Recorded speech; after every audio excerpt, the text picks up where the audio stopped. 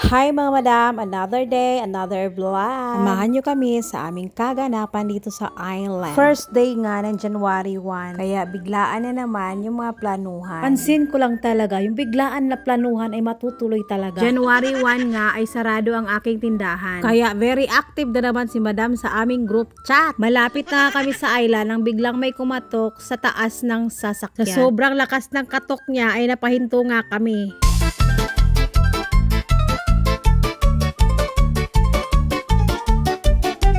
Ay grabe, nilipad pala ang kanyang sombrero sa hangin. At dito na nga tayo sa barangay Dita. Dito kami dumaan papunta ang island. Ay nako, sobrang saya nga itong mga junakis ko. Dahil nabagot na nga sila sa bahay. Pero yung sinabi ko mag-island kami, ay grabe, sobrang saya nila guys. Tanaw na nga namin ang island. Isang oras nga kami sa daan. Bago mo marating itong port nila. Pagkarating nga namin ay binaba na namin ang aming mga gamit. Testing lagi ito. Vlogger daw.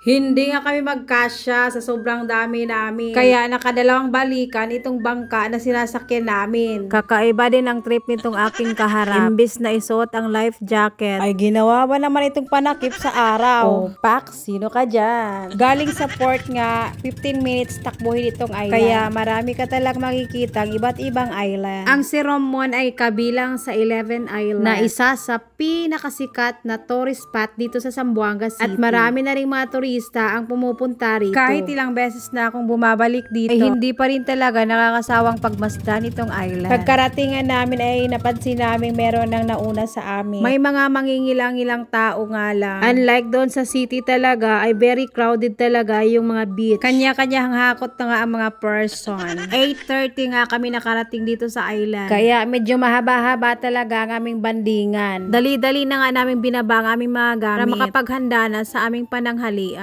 Meron nga kaming seaweeds o yung tinatawag nilang damong dagat. Naggayat nga kami na pipino para ihalo sa seaweeds. Siguradong mapapatakam ka na naman. Naggayat na rin kami ng sibuyas, mangga at iba pa. Ay hindi talaga mawawala itong tinola na para sa mga senior citizen. Madami nga kaming isda na dinala kaya yung iba ay inihaw na. Grabe naman, kasarap yan. Kailangan talaga natin ng marami ang pagkain. Dahil itong mga angkan ni madam ay puro mga dragon. Madami-dami na rin ang naluto sa mga isda. Itong shells na binigay lang sa amin ay luto na rin, ay for the go. Luto na rin itong seaweeds at ihalo na lang yung mga sangkap. Ay, paborito ko talaga itong dukot. Meron din kaming salad, spaghetti na sobrang sarap, pansit na pampahaba ng buha, itong chicken curry na sobrang sarap, isda na gawing inihaw, at 3 case na soft drinks. Ay, happy tummy na naman. Bihira nga lang kami magbandingan dahil sa sobrang busy ng mga buhay-buhay. Habang walang pasukan ng mga bata, ay nagplano muna kami magbanding. Nauna lang ang kumain itong mga bata. Grabe naman yan kagutom. Uy, kahit yung bag hindi na mailagay.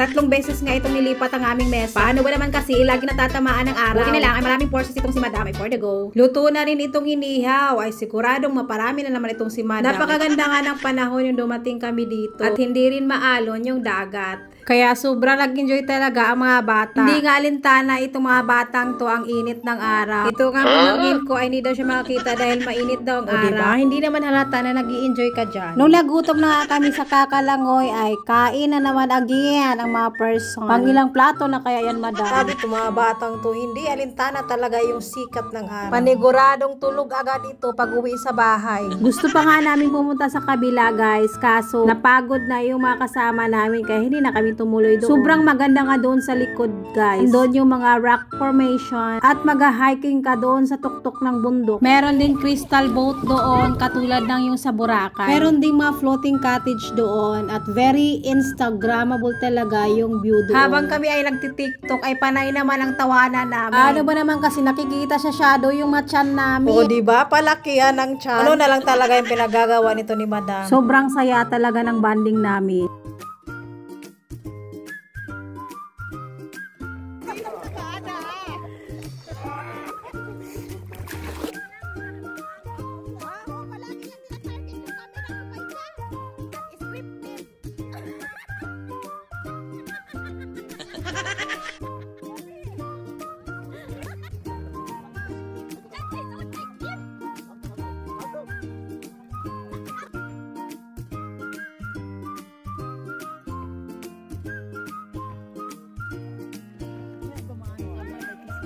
Nangis na.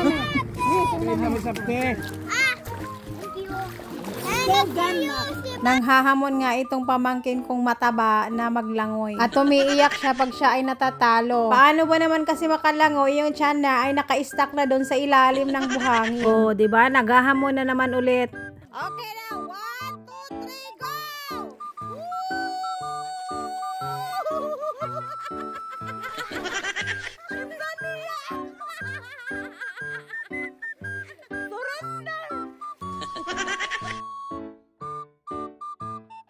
Apa Gangnam Style.